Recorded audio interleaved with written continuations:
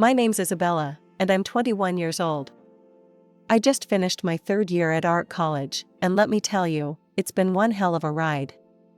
But before I get into all that, you need to know where I come from.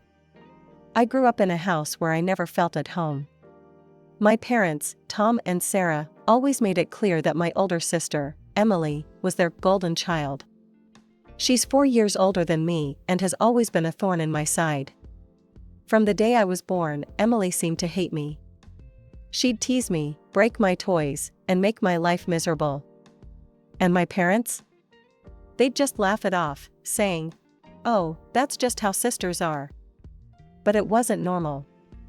I remember when I was 14, I had this huge crush on a boy at school. His name was Jake, and I thought he was the cutest thing ever. I'd spend hours drawing portraits of him in secret, hiding them under my mattress where I thought no one would find them. But Emily found them. And you know what she did? She pinned them up on the school bulletin board for everyone to see. I still remember walking into school that day. The laughter, the pointing, the whispers. It felt like the whole world was crashing down around me. And Jake? He came up to me, all awkward and stuttering. Isabella. I saw the drawings. Look, you're nice and all, but I don't like you that way. I ran home crying that day. My parents were in the kitchen when I burst through the door, tears streaming down my face. Mom, Dad, Emily humiliated me at school. She found my private drawings in. But before I could finish, Emily waltzed in, a smug grin on her face. "Oh, come on, Izzy," she said, using the nickname I hated. "It was just a bit of fun. Not my fault you can't take a joke." And you know what my parents did? They laughed. They actually laughed. "Sweetie," my mom said, wiping tears of mirth from her eyes, "you really need to toughen up. It's not Emily's fault you're such a crybaby." That's why, when I got accepted into art college, I was over the moon. It was my ticket out of that house, away from the constant mockery and belittlement. My grandmother was the only one who ever showed me any real love. She was the one who encouraged my art, who told me I had talent. When I got accepted, she insisted on paying for my tuition. "Isabella," she said, her eyes twinkling, "you've got a gift. Don't let anyone tell you otherwise. I'll make sure you get the education you deserve." For 3 years, she paid for everything. My tuition, my supplies, even some extra for living expenses. But then, just before my final year, she got sick. I remember sitting by her bedside, holding her frail hand. She looked at me with those kind eyes of hers and said, "Isabella, my dear, I'm so proud of you. You're going to do great things." Then she turned to my parents, who were standing at the foot of the bed. "Tom, Sarah, I need you to promise me something. Promise me you'll pay for Isabella's final year. She needs to finish her education." My parents nodded solemnly. "Of course, Mom," my dad said. "We promise." Grandma died a week later. At the reading of her will, we found out she'd left her house to my parents and her jewelry to Emily and me. Emily, of course, immediately grabbed the diamond tiara. "I'll take this," she announced. "Isabella can have the ring. She doesn't care about jewelry anyway, right, Izzy?" I didn't argue. She was right, I didn't care much for jewelry. So I took the diamond ring and put it in a safety deposit box at the bank. I made friends quickly in college. There was Zoe, a punk rocker with a talent for abstract art, and Marcus, a quiet guy who could make sculptures that took your breath away. They didn't care about my family drama. To them, I was just Isabella, the girl who could paint like nobody's business. "Hey, Bella," Zoe said one day, using the nickname I actually liked. "There's a tattoo parlor downtown looking for someone to draw designs. You should apply." I was hesitant at first. My parents would flip if they knew I was working in a tattoo parlor. But then I thought, why should I care what they think? So I applied, and to my surprise, I got the job. The owner, a burly guy named Mike with more ink than skin, took one look at my portfolio and said, "You're hired, kid." For the first time in my life, I was earning my own money. It wasn't much, but it was mine. I didn't tell my parents or Emily about it. I could already hear Emily's mocking voice. "Oh, little Izzy's drawing pictures for thugs now? How cute." College life suited me. I threw myself into my studies, determined to make my grandmother proud. My professors praised my work, and I even won a few small competitions. But more importantly, I was happy. The years flew by, and before I knew it, I was finishing up my third year. As the summer break approached, a familiar dread settled in my stomach. I had to go home. I opened the door and stepped into chaos. The living room was full of people, all bustling about with excitement. In the center of it all stood Emily, beaming as she held up a white dress. My mother noticed me first. "Oh, Isabella," she said, her smile faltering slightly. "You're home. We weren't expecting you so soon." I stood there, stunned. "Emily's getting married? When did this happen?" Emily turned to me, her smile turning into a smirk. "Oh, didn't anyone tell you? I guess we've all been so busy with the preparations, it must have slipped our minds." I felt like I'd been punched in the gut. My own sister was getting married, and no one had even bothered to tell me. "Who's the lucky guy?" I managed to ask, trying to keep my voice steady. "This is Richard," Emily said, pulling forward a tall, handsome man I hadn't noticed before. "Isn't he dreamy?" Richard gave me a polite smile and extended his hand. "Nice to meet you, Isabella. I've heard so much about you." I shook his hand, wondering what exactly he'd heard. Knowing Emily, probably nothing good. The next morning, I woke up to the sound of excited chatter downstairs. Emily was holding court at the breakfast table, surrounded by our parents and a couple of her bridesmaids. As I listened to their conversation, I learned that Emily had broken up with her previous boyfriend at our parents' insistence. Apparently, he'd been mixed up with some dangerous crowd. "Thank God you listened to us, sweetie," Mom said, patting Emily's hand. "Richard is such a better match for you. And his family is so well off." I couldn't help but roll my eyes. Of course, that's what they cared about. "Speaking of Richard," Emily said, turning to me with a smirk, "he's taking me out to dinner tonight. Not that you'd know anything about that, right, Izzy? Still haven't found a boyfriend?" They all laughed, and I gripped my coffee mug tighter, willing myself not to cry. Some things never change. As the days passed, I tried to stay out of everyone's way. I spent most of my time in my room, sketching and counting down the days until I could leave. But one evening, I couldn't avoid the family dinner. We were all seated around the table when Emily dropped her bombshell. "I've decided to wear Grandma's tiara for the wedding," she announced. "It'll look perfect with my dress." "Oh, that's a wonderful idea," Mom exclaimed. Emily wasn't done. "But you know what would make it even better? If I had a matching piece to go with it. Like, oh, I don't know, a ring?"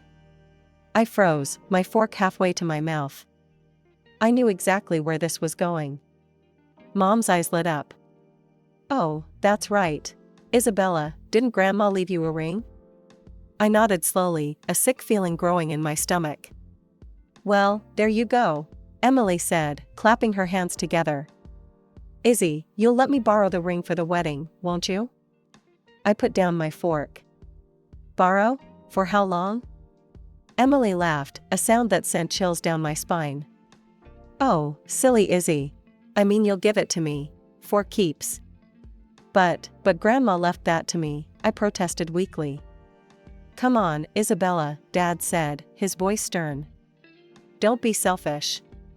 It's your sister's wedding day." I looked around the table, hoping to see anyone, on my side.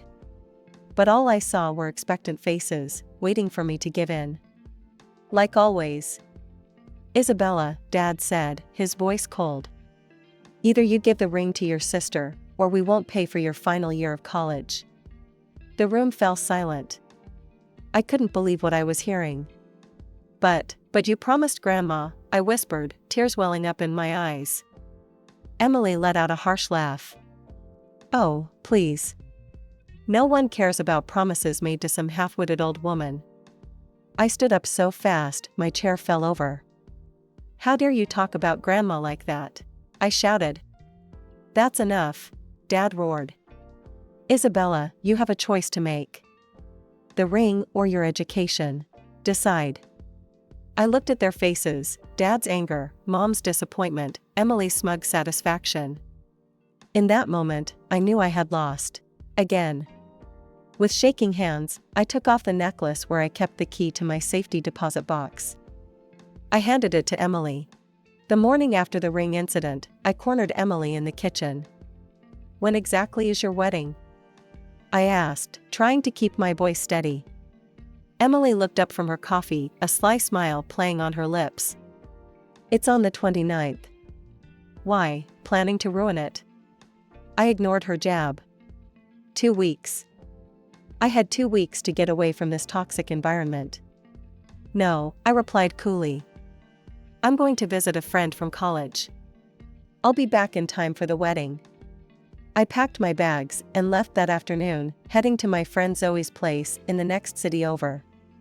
For the first time in days, I felt like I could breathe. Zoe and I spent the week exploring art galleries, hitting up local cafes, and just enjoying each other's company. It was exactly what I needed. But my moment of peace was shattered exactly 1 week later. I was scrolling through my social media feed when I saw it, photos of Emily's wedding. My sister, resplendent in white, the diamond tiara glittering on her head, and my ring sparkling on her finger. The caption read, "Just married. Off to the Maldives with my hunky husband." I felt like I'd been punched in the gut. With shaking hands, I dialed Mom's number. Why didn't you invite me to the wedding? Emily told me the wrong date. There was a long pause. Then Dad's voice came on the line. Isabella, your sister, she didn't want you there. She said you'd ruin her perfect day. We thought it was best not to tell you. I felt like I was going to be sick. How could you do this to me? I'm your daughter too. Don't be dramatic, Mom chimed in. It's not like you really wanted to be there anyway, right? I hung up, my whole body shaking with anger and hurt. A few days later, I returned home, only to find Emily had also returned from her honeymoon. I walked into the living room to find her, Mom, and Dad huddled together, looking at apartment listings. I cleared my throat, and they all looked up. Don't forget about my tuition, I said, my voice small. You promised to pay for my last year if I gave Emily the ring. Dad shifted uncomfortably. Actually, Isabella, we've decided to use that money as a down payment on Emily's apartment instead. I felt like the floor had dropped out from under me. But you promised. You swore to Grandma. Plans change, Mom said dismissively. Emily needs it more. I'm sure you can figure something out. Emily was still laughing, a cruel, mocking sound that made my blood boil. Before I knew what I was doing, I lunged at her, grabbing a fistful of her hair. Emily screeched, and suddenly everyone was shouting. Dad yanked me away, his face red with anger. That's enough, he roared. Isabella, get out of this house right now. I ran to my room, threw some clothes in a bag, and stormed out, slamming the front door behind me. As I walked away from the house, my heart pounding and my cheeks wet with tears, I realized something. I found myself back at Zoe's place, feeling lost and broken. For days, I barely left her guest room, alternating between crying and staring blankly at the walls. Zoe tried her best to comfort me, but I was inconsolable. A week passed in this haze of despair. Then, one morning, as I listlessly checked my emails, I saw a message that made my heart stop. Congratulations! You are the winner of the annual art school competition. Your prize includes a full scholarship for your final year of studies. I read the email 3 times, not believing my eyes. Then I let out a scream that brought Zoe running. I thrust my phone at her, happy tears streaming down my face. I won a scholarship. I can finish school. Zoe's eyes widened as she read the email, then she pulled me into a bone-crushing hug. Oh my God, Bella. This is amazing. For the first time in weeks, I felt a glimmer of hope. I could finish my degree without my parents' help. I could make my own way. When the new semester started, I threw myself into my studies with renewed vigor. Between my classes and my part-time job at the tattoo parlor, I barely had time to think about my family drama. Months passed, and I slowly started to heal. One day, I was hanging out with my classmate, Jake, who worked part-time at a local pawn shop. We were chatting about our day when he mentioned something that caught my attention. "You won't believe what happened during my shift today," he said. "This girl came in with the most beautiful diamond necklace and ring I've ever seen. Must have been worth a fortune." My heart skipped a beat. "What did she look like?" I asked, trying to keep my voice casual. Jake described a woman who sounded exactly like Emily. "Can you draw the jewelry for me?" I asked, my hands shaking slightly. Jake looked confused, but complied. As I watched him sketch, my suspicions were confirmed. The necklace was the one Emily had always bragged about, and the ring, it was my grandmother's ring. "Jake," I said, my mouth dry, "is there any way you could get me the security footage from the pawn shop?" Jake must have seen the desperation in my eyes because he finally nodded. "Okay, I'll see what I can do." A few days later, Jake handed me a USB drive. "Here," he said. "But you didn't get this from me, okay?" I nodded gratefully and rushed back to my dorm room. With trembling hands, I plugged in the drive and opened the video file. There was Emily, clear as day, handing over the jewelry. But what made my jaw drop was what happened next. As she turned to leave, a man entered the frame. Emily threw her arms around him, kissing him passionately. It wasn't Richard. I leaned closer to the screen, my heart pounding. As the man turned slightly, I gasped. I recognized him. It was Emily's ex-boyfriend, the one our parents had made her break up with because of his criminal connections. I sat back, my mind reeling. Emily had pawned her precious jewelry, including my grandmother's ring, and was apparently cheating on her husband with her criminal ex-boyfriend. Part of me wanted to immediately send this video to my parents, to Richard, to everyone who had ever believed Emily's lies. But another part of me hesitated. This was big. Too big to act on impulsively. Months passed, and I thought I'd put my family drama behind me. Then, out of the blue, my phone rang. It was my Aunt Lisa, my mom's sister. "Isabella, darling, I have wonderful news," she chirped, her voice bubbling with excitement. "Your sister is pregnant. Can you believe it? They're having a big announcement party next week. Isn't it exciting?" My heart sank. Of course, another family event I hadn't been invited to. "That's great, Aunt Lisa. Thanks for letting me know." After hanging up, I sat on my bed, conflicted. Part of me wanted to ignore it, to continue cutting ties with my toxic family. But another part of me, the part that still held on to the video from the pawn shop, knew this might be my chance. A week later, I found myself standing outside my parents' house. Cars lined the street, and I could hear laughter and chatter from inside. Taking a deep breath, I walked up to the front door and rang the bell.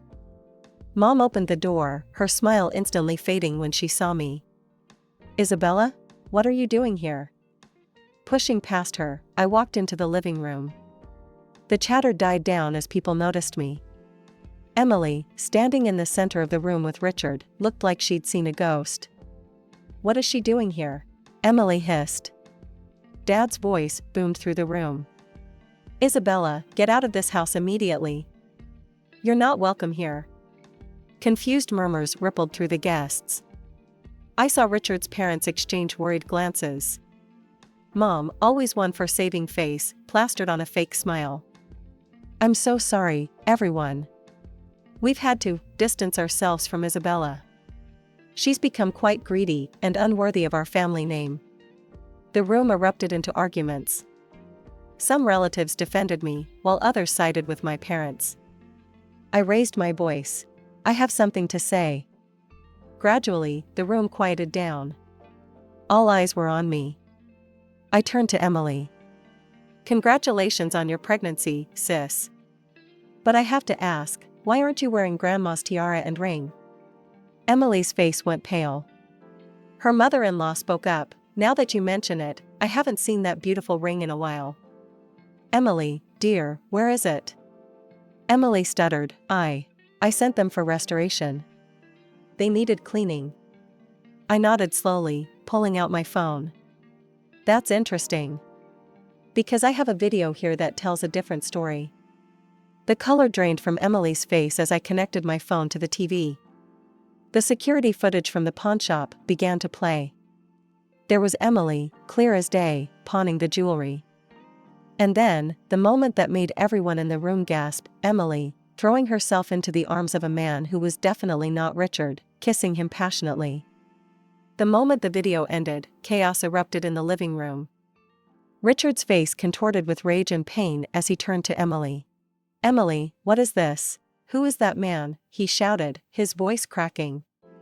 Emily burst into tears, mascara streaming down her face. I can explain. Richard's mother stepped forward, her voice ice cold. I think we all deserve an explanation, Emily. Richard's father, a stern-looking man, spoke up. I think we need a paternity test. Immediately. As accusations flew and tempers flared, I quietly slipped out of the house. I had done what I came to do. The truth was out, and for the first time in years, I felt a weight lift off my shoulders. Over the next few weeks, the full extent of Emily's deception came to light. Through the family grapevine, I learned that she had been secretly meeting her ex-boyfriend, the one with criminal connections, behind Richard's back. She had been spending Richard's money on him and even pawned her jewelry to pay off his debts. The paternity test results were the final nail in the coffin. The baby wasn't Richard's, it was her ex-boyfriend's.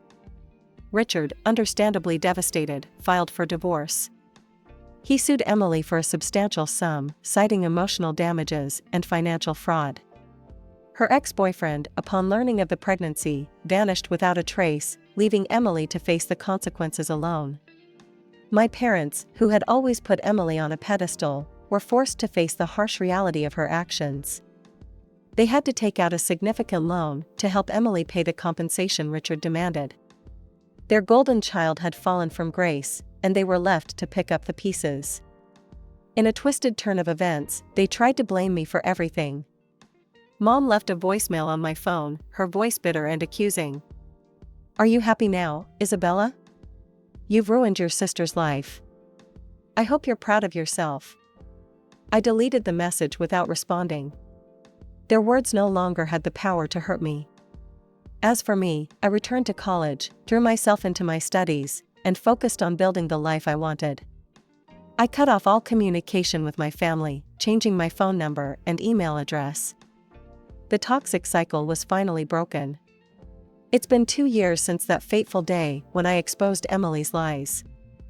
I graduated from art college with honors, my final project earning praise from both professors and local art critics. Now, at 23, I'm working at the Harmony Art Gallery in the city. It's a dream come true, surrounded by beautiful artwork every day, helping to curate exhibitions, and even organizing events for up-and-coming artists. But that's not all. I've been painting in my free time, and to my surprise and delight, my work has caught the eye of several collectors. I haven't forgotten my roots, though. I still create tattoo sketches in my spare time. It's become a cherished hobby, a link to the past that reminds me of how far I've come. Some of my designs have even been featured in tattoo magazines, which never fails to make me smile. As for my family, well, that's a complicated story. I've maintained relationships with a few aunts and cousins who stood by me during the fallout. They keep me updated on the family drama, though I try not to let it affect me anymore. From what I hear, Emily is still living with our parents. She's unemployed, struggling to raise her child alone. Mom and Dad, facing financial troubles of their own, are constantly pressuring her to find a job and move out. The arguments are frequent and bitter, I'm told. I haven't spoken to my parents or Emily since that day. They tried reaching out a few times in the beginning, guilt-tripping messages, angry voicemails, but I stood firm in my decision to cut ties. Eventually, they stopped trying. On a brighter note, I've been dating a wonderful guy named Alex for the past year. He's a graphic designer I met at a gallery event. He's kind, supportive, and best of all, he understands my passion for art. We're talking about moving in together soon, another step towards building the life I want.